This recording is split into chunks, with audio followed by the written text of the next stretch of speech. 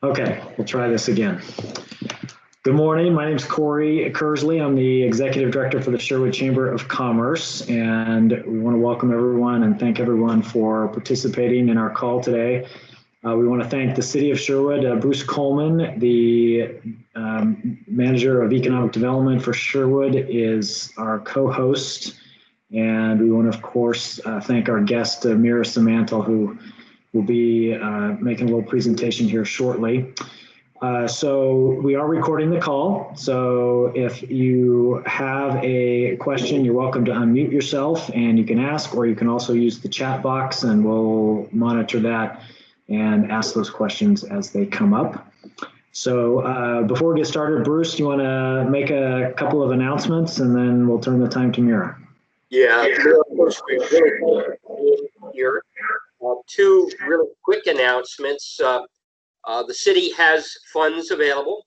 They're Federal CARES Act funds distributed to us by Washington County, and they're to be used to provide businesses insured with grants. These are grants, not loans. And so if you're interested in finding out more about it, you can go to the city's website, the Economic Development website, or you can contact me, Coleman B at Sherwood, Oregon, all spelled out. .gov, and I'd be more than glad to explain the program to you. The second item is tomorrow. The city and the chamber are hosting an international trade webinar. Thanks to Banner Bank, thanks to Metro. It's a Metro grant that we received to do this, and Banner Bank is assisting us with it. And so we're excited to be encouraging businesses that are looking for growth opportunities. They can grow locally by expanding their market overseas. So this is what it's all about, and how to finance international trade for businesses. So if you're interested in that, go to the Chamber of Commerce, the Sherwood Chamber of Commerce website, and you'll find out how to register for free. It's a no-cost event. So anyway, those are my announcements. Okay, great. Well, with that, then let's turn the time over to Mira, and I believe you're going to share your screen. Is that right? And then we'll welcome anyone to ask questions as we go, or if you want to wait till the end. Either way, I think we have a small enough crowd that we can manage either option. So, Mira, go ahead. Great. Thank you so much, Corey.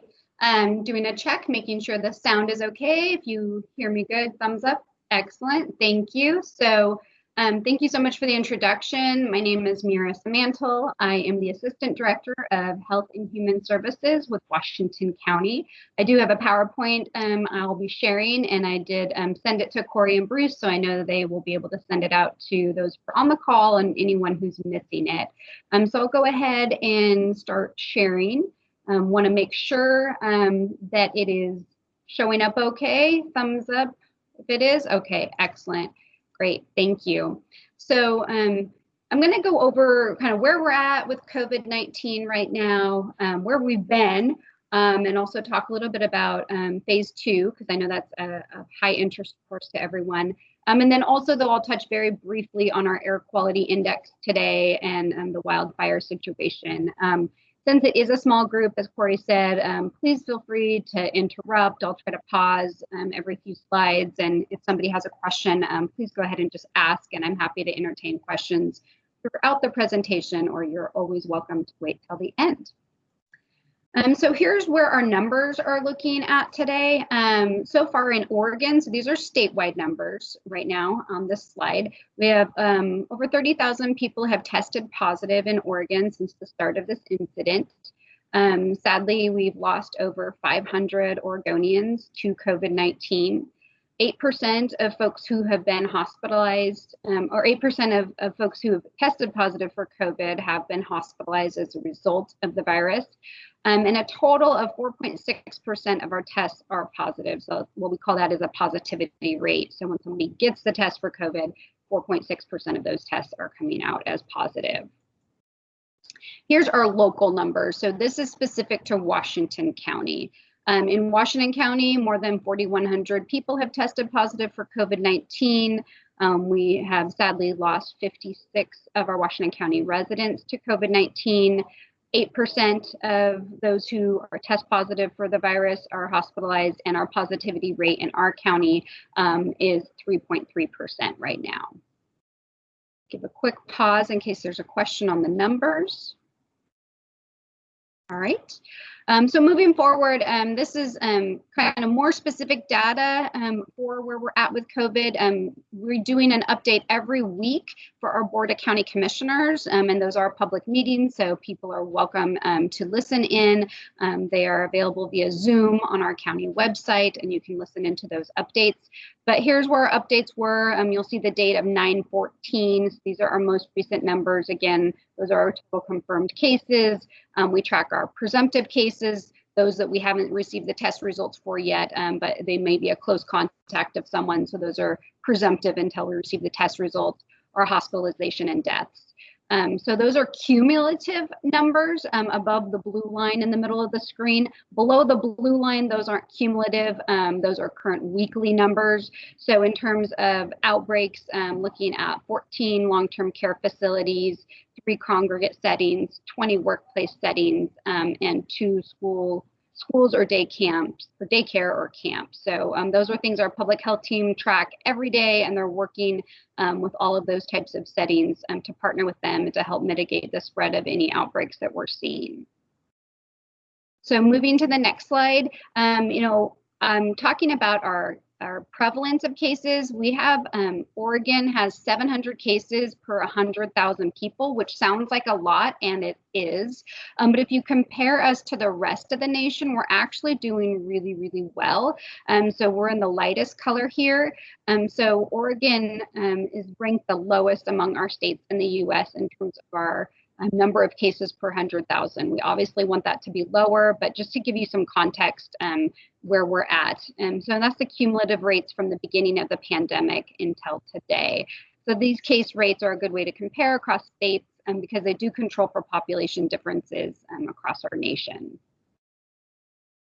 Focusing more on our Tri-County region. So again, as of interest to most people right now is when in the world can we get to phase 2?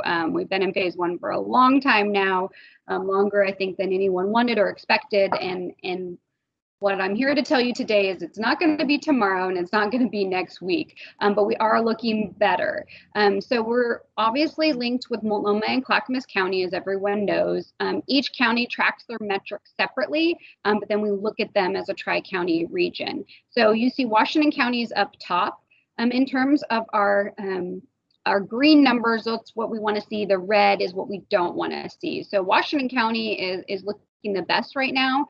The only thing that we're still in the red for is our upward trend in the percent of tests that are positive in the last 7 days. But we actually now are finally in the green on our percent of cases that aren't traced to a known source.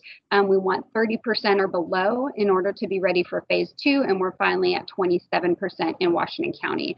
But you'll note that as a region, we're still above that 30%. We're still in the red there.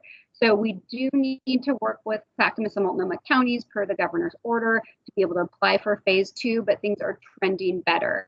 We're looking at 3 weeks of data. So even though things are looking pretty good this week, there's some unknowns we don't have right now. We don't know the impact of Labor Day. We like to see at least 1 to 2 incubation periods in order to determine if there's a spike in cases. So we're not quite there yet. So we don't know if in the next week or 2 there's data that will reflect any spikes from Labor Day. We also sadly don't know the impacts of the wildfires, especially for Clackamas County, where they did lots of evacuations. It was really challenging, obviously, to evacuate folks and maintain physical isolation or physical distancing. So it's possible we'll see some spikes in COVID numbers due to wildfire evacuations. So as a region, we're not quite ready to apply for phase 2 yet, but the region does meet weekly. So there's a Tri-County Chairs meeting actually this evening where the chairs of each Board of County Commissioners gets together, compares numbers and talks. So they are coordinating closely together as to when we might be able to apply to phase 2. This slide kind of gives you a better visual of kind of where we've been and where we're going to want to be. So you see phase 1, that number on May 27th. That's where we were at before we entered phase 1. So if you recall, phase 0 prior to that was really where everything was shut down. No one was able to go to restaurants or bars. It was kind of true, shelter in place. When we entered phase one, you see the spike in cases. This was to be expected. Public health knew that as we lifted restrictions that we'd see more cases. But in order to move to phase two, we really need to get our numbers back down to where we were at prior to phase one. So we're getting very close, as you see our numbers from last week. Don't be misconceived by the little bar on September 14th. That's not actually where we're at. That's just we're waiting for the data to catch up. So really look at last week's bar to see the trend. So we're going down, we're looking good, but we still have to remain vigilant. We are definitely not through this pandemic yet. I'm going to pause because I've shared a lot of information. Any questions at this point? So can you go back to the previous slide? Yes, Mara? this one. Yeah, so the criteria was established by the state, correct? For moving into phase two? Yes.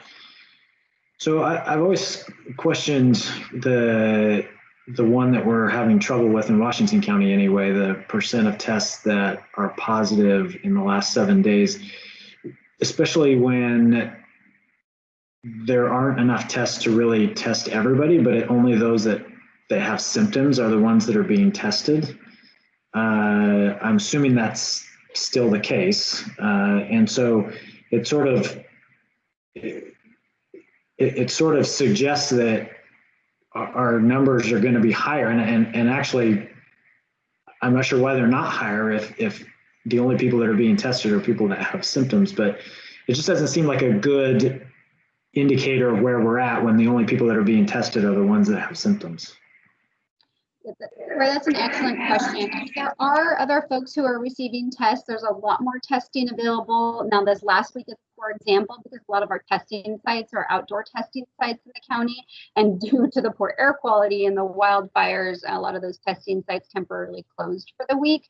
But there are definitely folks that are getting tested for COVID who aren't necessarily presumptive. It might be that they were a close contact, or that their doctor's recommending it due to similar symptoms.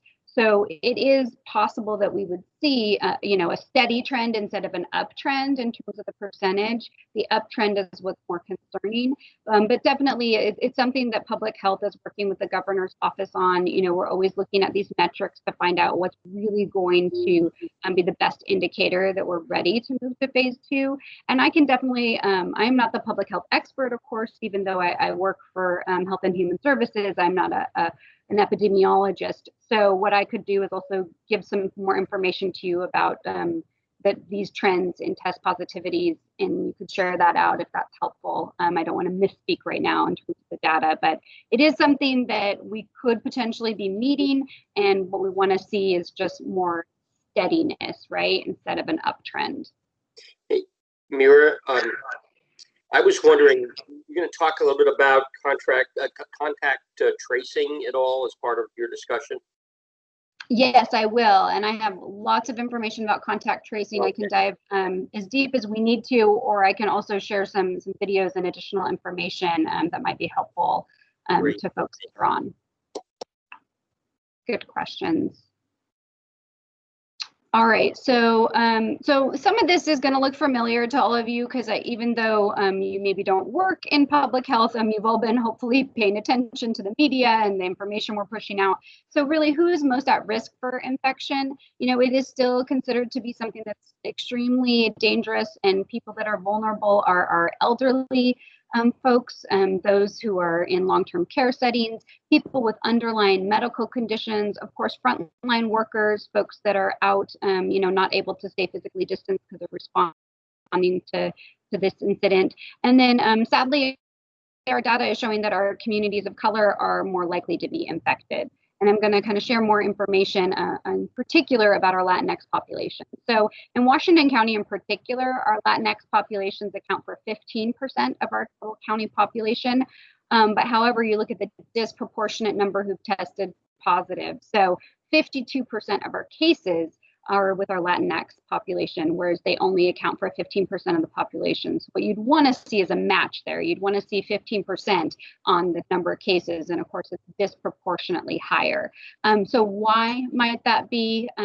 What we do know about this population is that more of them are filling the roles of essential workers, working in long-term care settings, working in our food industry, working in our agricultural settings. This population also isn't able to work from home because they're these essential workers, so they don't have jobs where they're able to telecommute and work from home.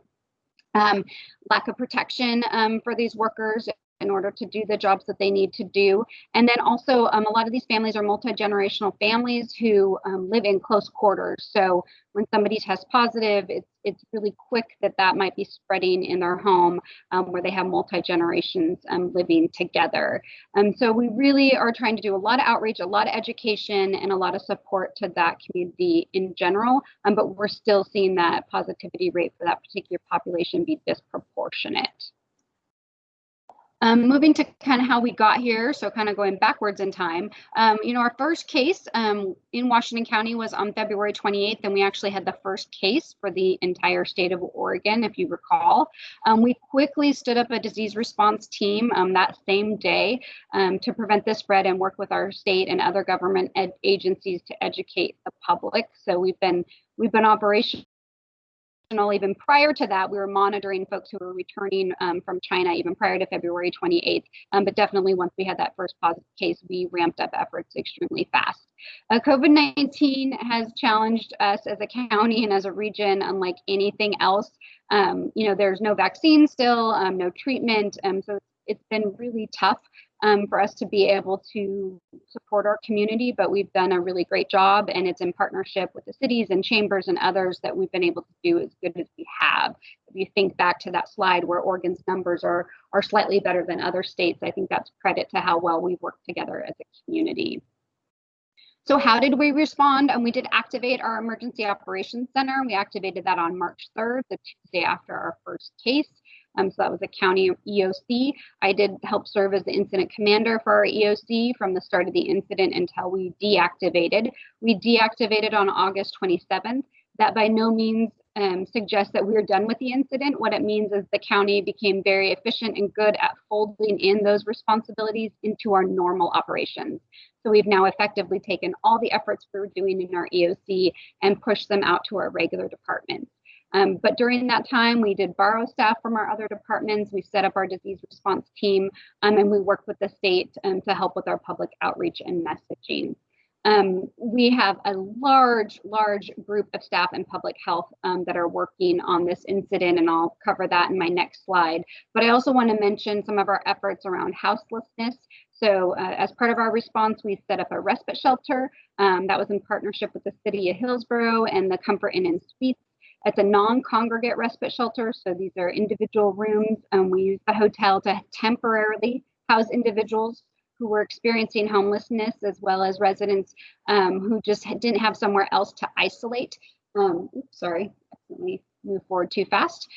So we were able to support people in that respite shelter, and we still have that respite shelter operational. We also just opened a safe sleeping village in August. This is a location for folks who are houseless to be able to sleep safely, as the name suggests. So it's a managed outdoor camping location that's being staffed in partnership with our community partners, and it's located at the West Side Commons. And we are calling it the Safe Sleeping Village, and that is continuing to operate right now. We actually transitioned all of the residents who were at the Safe Sleeping Village into our respite shelter due to the poor air quality, but we will be transitioning them back. As I'll do a quick pause here. Okay. So how are we slowing the spread of the virus? We have strike teams that we've built to address all unique situations that are coming up due to COVID. So it's hitting vulnerable populations the hardest. So that's where we focus a lot of our efforts, long-term care facilities, workplaces, our correctional facilities, agricultural settings, schools, and daycare. So for example, for a business, we would, when someone tests positive, we would work with that business, help them understand how to prevent spread to other employees, help them understand how they need to communicate. We worked with community partners to test our farm workers and to provide them with protections they need to prevent spreads in the fields and in food processing plants. We've been working with our schools on plans for distance learning with the hope that they can eventually return to in-person learning. The earliest we anticipate that happening would be in November. Some schools think it won't happen until January, so it's still up in the air, but we're working closely with all our local school districts. So these teams are always available to help jump in whenever there's an active outbreak or just a need. Public health works closely with every community member as needed in response to slowing the spread of the virus. Mira, Yes. when you say we, are you referring to the state as a whole, or are you referring to the county? I'm sorry, I'm referring to the county. I mean, the state as a whole is doing a great job as well, but I'm speaking specifically here. These strike teams are Washington County specific. Okay, thank you. And they're through our public health. Thank you, Corey. So speaking of our public health staff, so before COVID-19, we still had disease response staff. Those leading to outbreaks, things like norovirus, measles, TB. So before COVID, we had about 8 to 10 staff that were doing disease prevention year round and responding as needed across the county to any disease outbreaks. So that was in January. Where we're at now is we have over 150 staff who are doing disease prevention, including contact tracing. So those are things like doing the case interviews, doing the contact tracing, the disease investigation, our epidemiologists and data staff, our high-risk strike teams. So on the slide before, when I mentioned all those different strike teams, those are staffed here, supporting those who are needing to quarantine and isolate, as well as supporting staff at our respite shelter and safe sleeping village. So as you can see, we've really moved our workforce into a large operation in public health to support COVID-19. This is being paid for by CARES funding, federal funding. So this is something that we're going to need to do longer than just the next few months. So we're already working on a plan for how we're going to continue to support our disease control efforts after December 31st when the CARES funding expires. Really want to mention how we're incorporating equity here. So we realized again early on the disproportionate impact on our communities. So we made sure that as we were hiring staff and building our disease response team, that our contact tracers and case investigators were bilingual as much as possible. So 80% of our staff that we've hired and partnered with since then are bilingual. Languages represented, we have Spanish, Cantonese, Mandarin, Arabic, Somali, Vietnamese, so many languages, and nearly 70% of those speaking Spanish. So we're really pleased that we're able to support folks this way. It's really important when somebody's test positive for COVID, they are scared. They're scared. There's lots of challenges they're facing in terms of, reduced income, maybe having to separate from their family if they're having to isolate. So it's really important that we're able to meet people where they're at, speak to them in the language that's native to them, to help support them and to help them remain in isolation until they're able to not be transmitting the disease any longer.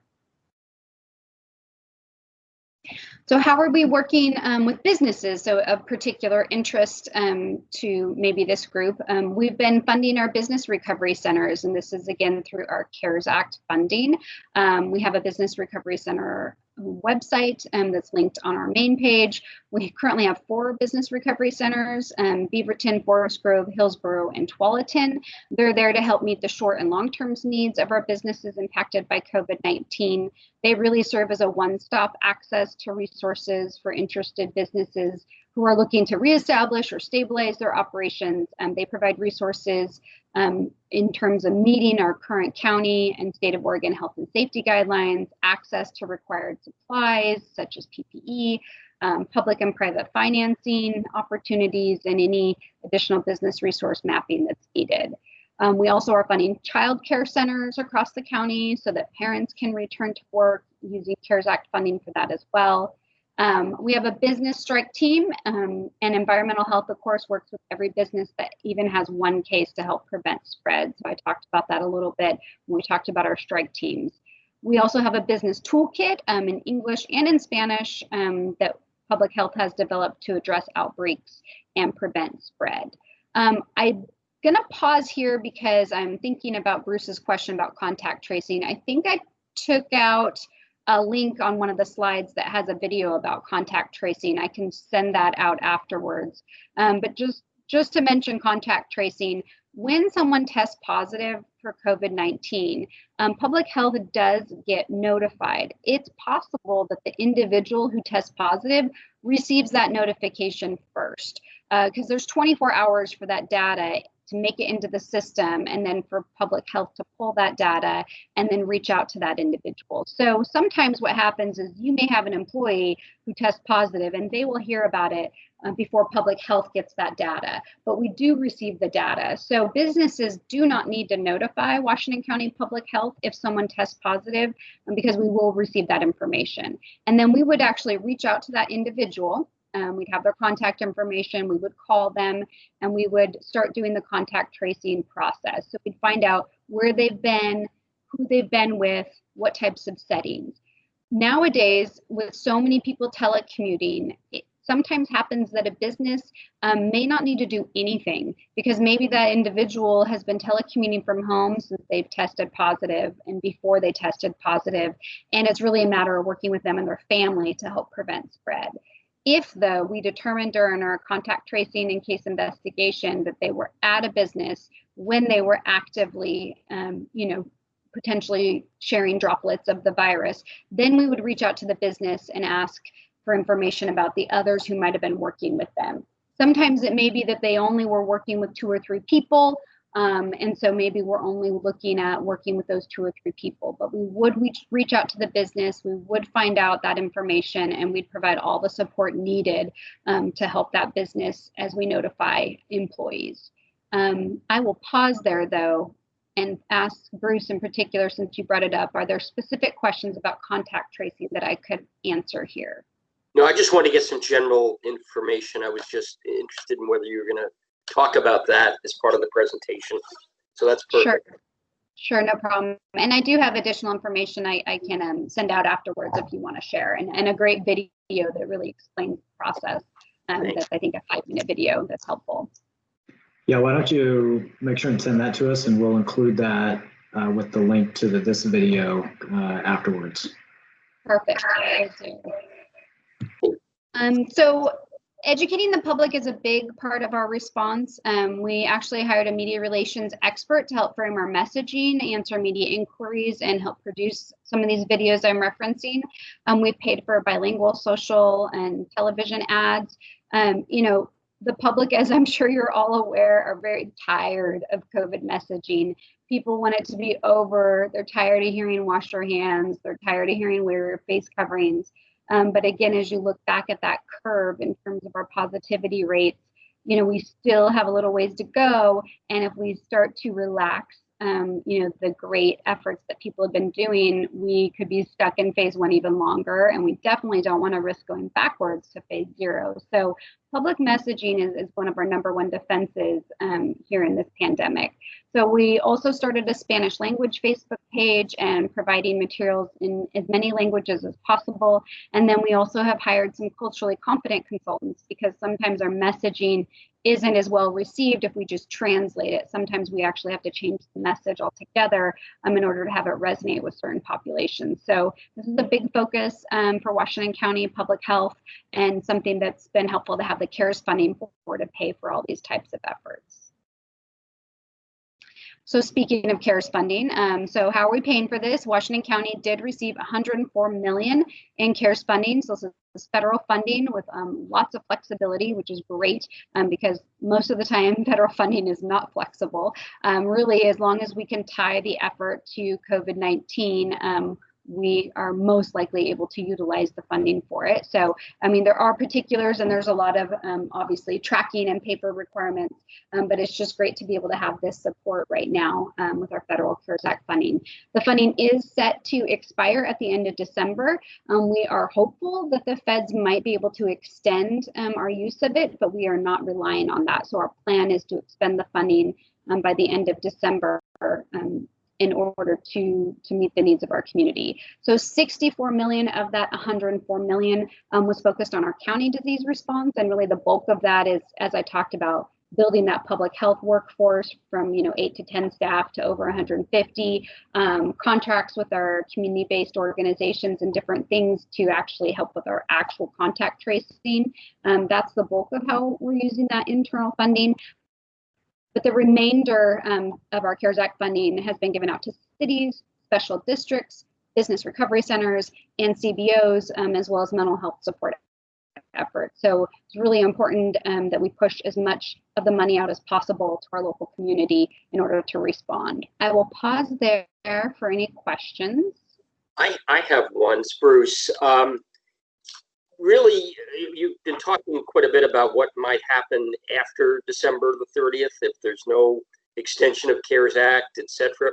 But any sense in terms of where the county might be thinking of going in terms of sort of continued support to cities and business recovery centers or anything of that sort?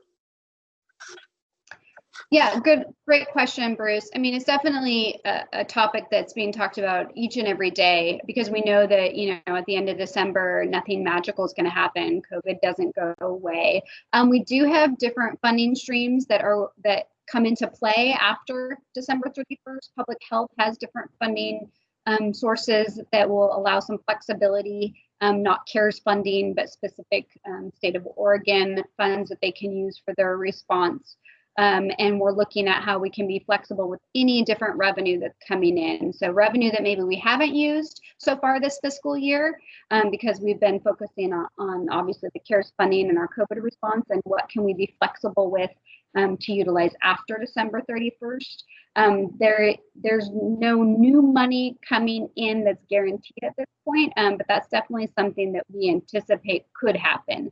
So it is very possible we'll get additional funding from the feds beyond just an extension, but we don't have that information yet. So I can definitely, that's one thing that isn't my area of expertise as well. And we actually have a business recovery team that meets and has a better understanding of where we're at. So I can definitely get some information from them and follow up with you, Bruce. But yes, it's being discussed on a daily basis. We know that nothing magical is happening at the end of December and that our community is still going to have unmet needs.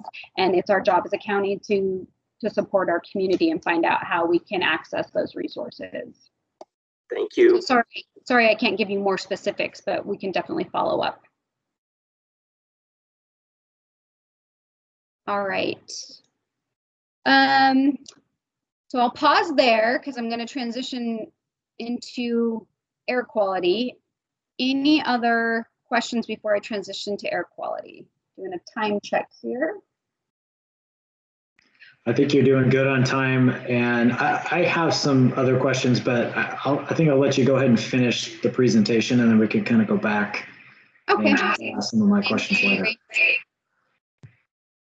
All right, so wildfire update, where is our air quality index at as of today? So it's actually looking much better this morning than it did last night when I was looking at the numbers. So yesterday we were in the 300s across the county, and the 300s is that maroon zone of hazardous. This morning as of 10 o'clock,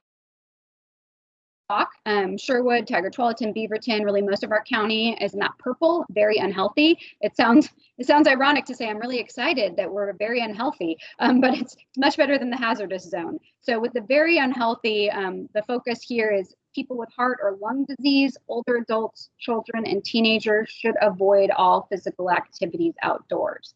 Everyone else should avoid strenuous outdoor activities, keep those activities short, and consider moving physical activities indoors or rescheduling them altogether. And Hillsborough actually was at 172 this morning, so they were in the red zone. So things are looking a little better. There is a possibility that conditions will worsen today due to the weather, the wind system, and the patterns. So just know that it's purple right now. I can't guarantee we're going to stay purple through the end of the day. We could bump back up into those 300s later this afternoon and evening. Tomorrow, Thursday, is a little bit up in the air. We could kind of be bouncing around again in this purple maroon category. Friday is really when we're expecting to start to see some relief. So starting Friday and through the weekend, experts are anticipating that our air quality index will start to lower back down in the direction we want to see it go. But for now, it's really important that people essentially stay inside. If you need to leave the house, one tip is please make sure that your air in your car is set on recirculate, so you're not pulling air in from the outside. And even then, it should be limited. This is not the time to be taking day trips and road trips, because even with your air on recirculate in your car, you're still not going to be limiting all the pollutants that could be coming in. So these are our public health recommendations due to this poor air quality index. Please avoid doing anything that burns, such as candles, incense, your fireplaces, cigarettes, gas stoves. All these things could emit particulates, and also vacuuming could stir up the particulates. Please make sure your home's thermostat is set to the on position for the fan. That way your system isn't drawing outside air. Also, again, as I mentioned, avoid all unnecessary travel, and then also keeping the roads clear for those who need to evacuate. That's improved a bit. Our wildfires are definitely not contained in the region, but they are stabilizing, and some of them are seeing some partial containments. So evacuation situations have improved locally, but it's still important that you're avoiding that unnecessary travel. And then, of course, making sure that if you're sheltering, that you're still thinking about COVID. It's been an extreme challenge this last week or two for our public health staff, working with our law enforcement staff and our first responders and our firefighters, because we're trying to help protect people from the fires, but also trying to remind them that COVID is still a situation we need to be dealing with. So again, making sure people are using their face coverings, washing their hands, using hand sanitizer, all of those good things. Also, I don't think this is an issue anymore. I think this happened more the first few days, but our law enforcement really wanted to remind folks, please don't call 911 to report smoke or poor air quality. They're well aware and monitoring the situation and following up. And then also just making sure people are signed up for public health alerts. They can get their emergency notifications that way, specific to their area. So here's what we're doing from the public health perspective with the air quality. Again, just trying to communicate that everybody needs to stay indoors. I mentioned the safe sleeping village earlier in the presentation for our houseless individuals. Again, we relocated those folks inside to our respite center, luckily that had capacity. So helping support them there, and we'll relocate them back to the safe sleeping village when the air quality has improved, most likely on Friday. We also made an effort to distribute our KN95 masks that we had to those who were houseless or couldn't shelter indoors. So really making sure that people, if they couldn't be inside, were wearing a fit tested KN95 mask to help. Obviously, being inside is the preference during this air quality situation. So let me just go one slide ahead. Yeah, any questions on, I'm not the expert in terms of the fighting of the wildfires, but in terms of the public health perspective for wildfires, any questions? Okay, so messaging, this back to COVID, really we can't fight COVID without the help of the community. The biggest thing we ask is that people answer the phone if public health calls them, and because testing is always to call you if you know you've been exposed to COVID-19. Please stay home so you don't expose others. So if you're living with somebody and they test positive for COVID-19, but public health hasn't called you yet because it's only been 12 hours since you received that information, just stay home, isolate, wear your face coverings. Obviously, when you're going out in the community, please make sure you're washing those face coverings too. It's really important. Those face coverings are meant to protect other people from your droplets. So you don't want to be wearing a used face covering, or you could be sharing those droplets when you're setting it down on surfaces or when you're rubbing your face. So make sure you're wearing a clean face covering and that you're taking it off and washing it at least once a day, so you can stop the spread of the virus. Also limit how many people you interact with. We know that folks are stir crazy. We know that people want to socialize with their friends and family, and socialization is important, but try to do it virtually. Try to use a good old-fashioned phone calls. Limiting the people you interact with is going to help us a lot, and maintaining that 6 feet of distance between everybody that you're with. that's how you can help public health keep those numbers down and hopefully improve our chances for transitioning to phase 2 in the near future. So that brings me to the end of my presentation. These are links to our COVID websites. I have the English link and the Spanish link. Once you're on those websites, you'll be able to link to all the information that I've shared, including information about contact tracing and all of that good stuff. So I will now open it up to general questions. Yes, thank you. Our city manager, Joe Gall, is on the call and looks like he's got his virtual hand raised. So Joe, I'm assuming you have a question. Yeah, can you hear me? Yes. So 2 things. First, thank you for the presentation. A lot of good information, some new stuff, which is always helpful. My question is about AQI, a term that probably 2 or 3 weeks ago, most people didn't even pay attention to. Yes. And I have been getting questions about air monitoring in Sherwood specifically. And when I go to the DEQ site, I see that DEQ has in Washington County 3 sites, 1 in Tualatin, 1 in Beaverton, and 1 in Hillsborough that are DEQ air quality monitoring sites. But that's it. But I see a lot of apps that have, well, here's what the AQI is in Sherwood, and this is what it is in Beaverton, and this is what it is in Cornelius. And where is that information coming from? Is that actually just an estimate, or is it private monitoring? I'm getting that question quite often. I don't know how to answer it.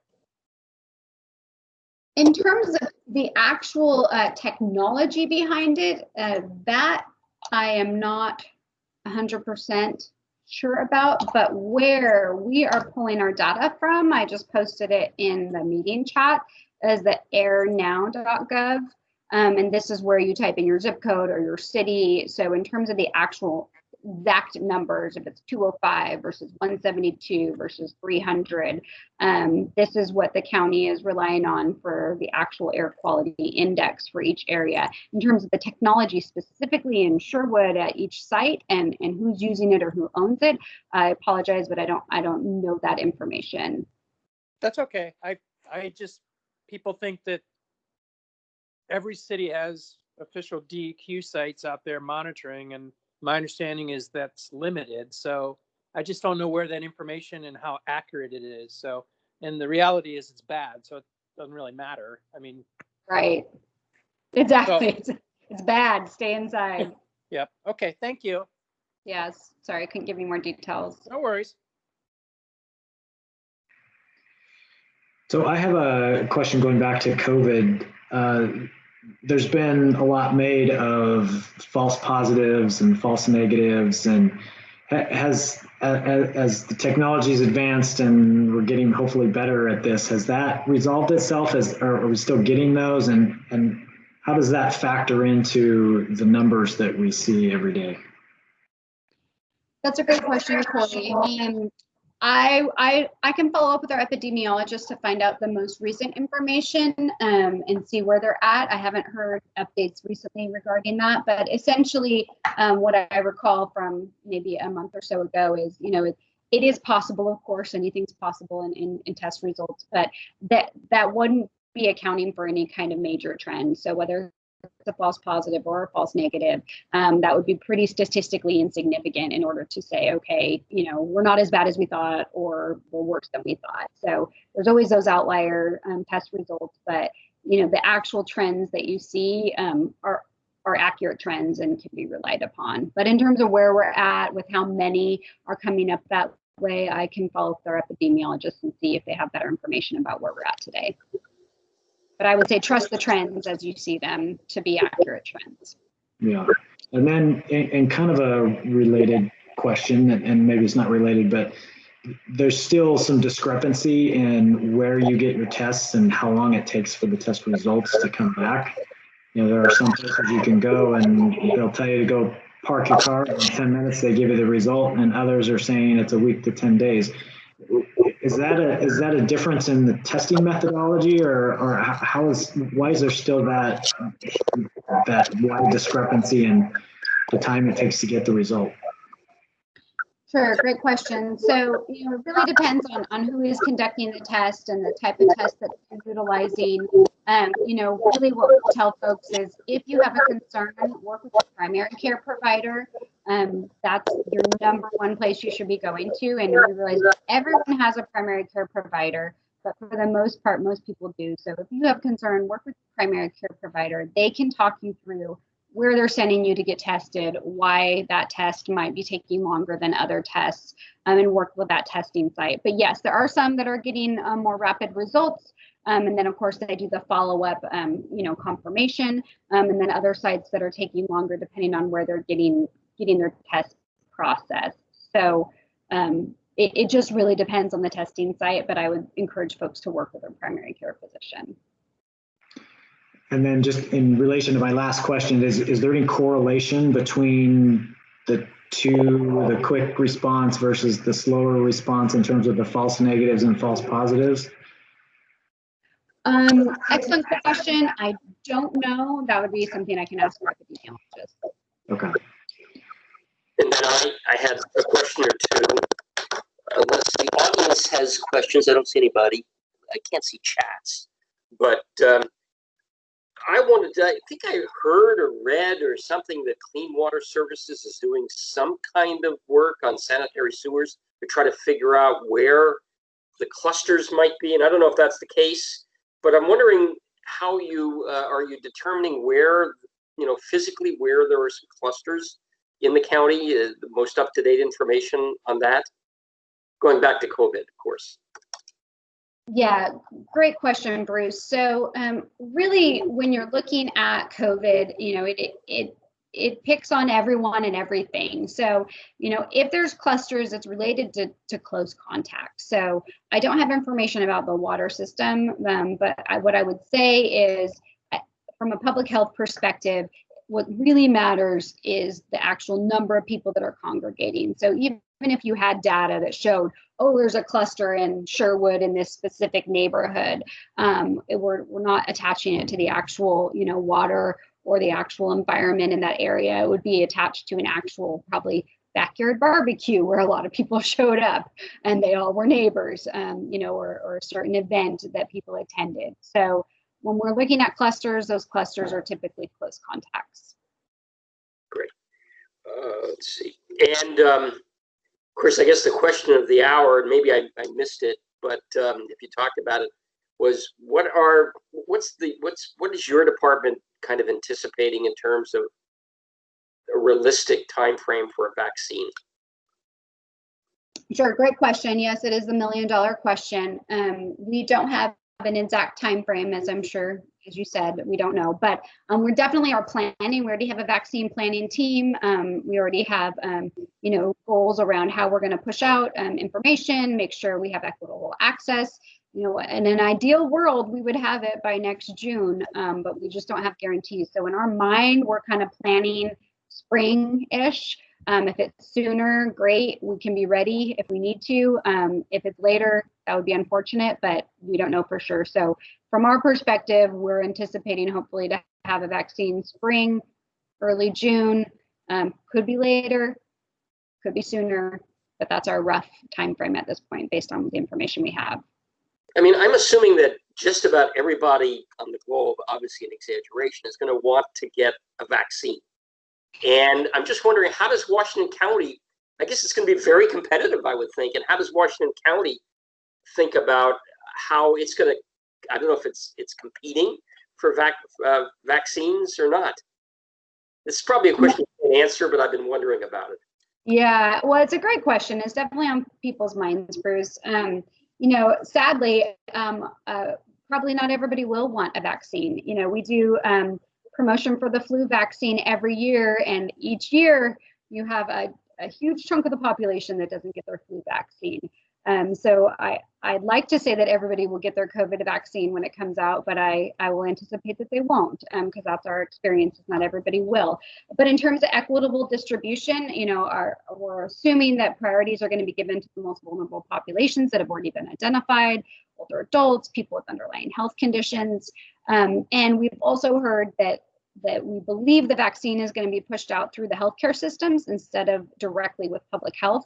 Public health will probably receive some vaccinations, but unlike our SARS epidemic back in, I think it was 2009, where all the vaccines came through public health and through a point of distribution, they'll probably go through the healthcare system. So folks will be going to their Kaisers, their Providence, and getting their vaccines directly through their healthcare providers. And then public health would be focusing on points of distribution for those who didn't have access to those sites. So priority, obviously, to our most vulnerable populations. And then after that, that's where the vaccine planning project team would come in with prioritization functions and be working with our local communities to find out how to prioritize vaccines. So a lot of uncertainty, but definitely a hot topic. Thank you. Yeah. This was great. Good. Well, I know you had a lot of really specific questions, and I apologize. They're good. That's a good thing. But I apologize I wasn't able to answer all your questions about business recovery, finances, and also some of your really specific, more epidemiology-focused questions. But I can definitely follow up, get you that information, and connect you with the folks who are experts in those areas, so you can get your questions answered. Thank you. Thank you. If I could just ask one last question, I know we're coming up to 1 o'clock, but going back to your slide about the comparison of how Oregon is doing to some of the other states around us and across the country, I noticed that those numbers were cumulative. So it's been since essentially the beginning of the pandemic. Is there anyone watching what's happening in the other states just on more of a, let's say in the last few weeks or the last month? We know that other states have very different views about how to address the pandemic, and some states, schools are in session, football's being played at the high school level and college level, and all those kinds of things. And so is there anybody watching that to find out if are those states spiking, or are they staying normal? And is that factoring in at all into the state's decisions about where we go as a state in Oregon? Yeah, great question. And I would say yes. I don't know who all of the people are, but there are tons of experts that are tracking national trends and also looking at the hotspots across the country. And we actually have an advanced planning team and emergency management that's tracking national trends. Definitely what we see, and this is why schools are in remote learning right now, which was pretty controversial, is states where people have returned to school, their numbers have spiked significantly. Any kind of congregate setting with limited social distancing is where you're seeing these giant hotspots. So looking at that data and finding out, what happens when you return folks to school and large sporting events, that data is suggesting that Oregon is doing the right thing and that our schools are doing the right thing. And as hard as that is for our local economy, it's also what we want to do is get through this and get over the hump and get back to life as normal versus having it strung out for the next X amount of more months. So people are looking at the trends. The trends are basically, I'd say, supporting the stance that Oregon's doing right now, which is to limit those large group gatherings and to keep people distance learning and telecommuting as much as possible. And the more we see in the rest of the country, the more we'll utilize that information level. But definitely, I know the governor's office is looking at all those trends as well in her decisions. Okay, great. Well, thank you so much, Mira, for your time today and for sharing all of this information. As Joe said, it's all great information, and we will post the recording of today's presentation on our website soon, and we'll include the PowerPoint that she shared, as well as if you can send those links to the videos that you think might be helpful. We'll get those posted as well. So thanks everyone for your participation, and thank you again, Mira, and we'll see you next time. Thanks everyone. Have a great afternoon. Bye. Bye. Bye-bye.